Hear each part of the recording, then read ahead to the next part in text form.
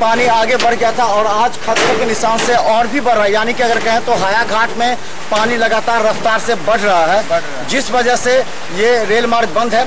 और यहाँ पर बचाव राहत कार्य तेज है। बचाव राहत कार्य में यहाँ कौन कौन जनप्रतिनिधि आए और वास्तव में यहाँ के गरीब लोगों को क्या राहत मिल पाया, इसके सर्वेक्षण करने के लिए हम आज यहाँ के गांव के लोगों से मिलेंगे और फिर हम प्रशासन तक पहुँचाएंगे जमीनी हकीकत, क्योंकि मिथिला मछली चाहती है लोगों को राहत मिले और सच्चाई दिखाया जा रहा है। ये 75% खतरे का निशान है। यहाँ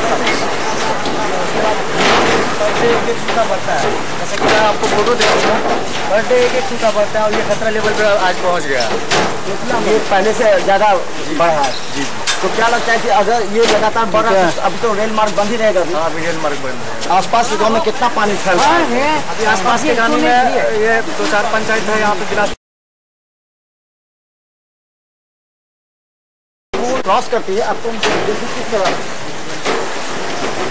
48 पॉइंट बता रहे, 75% डेंजर लेवल। ये आप लाल देख रहे हैं, ये डेंजर लेवल है, जिसके बस 1 इंच हमको लगता है कि उससे थोड़ा सा नीचे होगा। 75% और ये 75% है और धीरे धीरे पानी यहाँ पर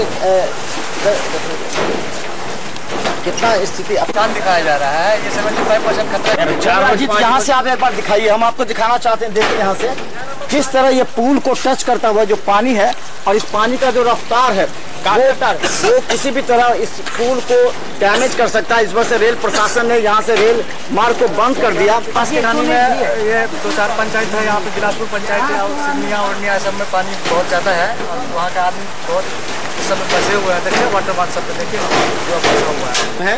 जहाँ पर पानी का अगर देखें तो कितना ज़्यादा बहाव तेज है, करंट है और इसी रास्ते से आसपास के कई गांव के लोग यहाँ से निकलकर हायाघाट की ओर जाते हैं।